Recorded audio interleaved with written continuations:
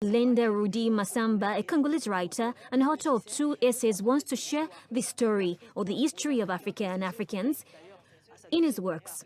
His second release after the first, 10 years ago, his book Debunking Myth Around Africa Talent, also wants to arouse the love for reading, starting from the fact that it tells a story, an African story. Why a book about African scientists, he was asked. It all began in 2009 because in the same year I was interested in African scientists. And when I searched for African scientists on the internet, I didn't find.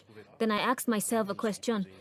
Is it complicated for myself to have a site that can host all African scientists, which can interest investors? And thus, from 2009, I put in place Kumatoo, and today, 8 years on, there are still almost 80 inventors who are legally listed on this internet site. Because I believe that Africans are learned and competent, and they need a space where they can express themselves. But unfortunately, they don't have the space.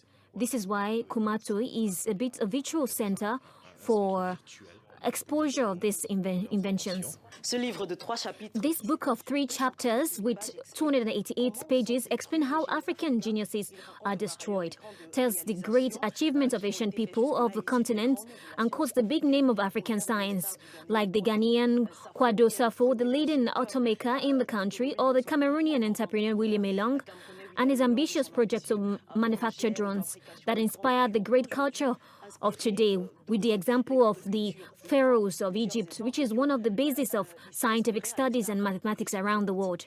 A lot has been seen. The ancient Egypt was a country very rooted in tradition, as you said, and even today we realized that a good number of inventors and scientists who have not necessarily gone to school but have the talent.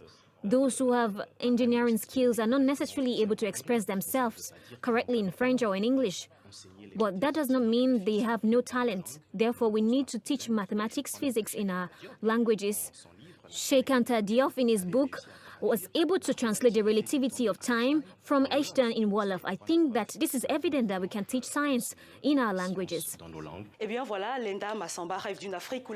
Massamba dreams of a continent where lessons are given in local languages like in Japan, China, Senegal. This is the reason why his third book will focus on languages and culture, starting from the fact that in Congo, for example, where it comes from, nearly 70% of children do not speak French and are forced to study in this language as soon as they resume classes.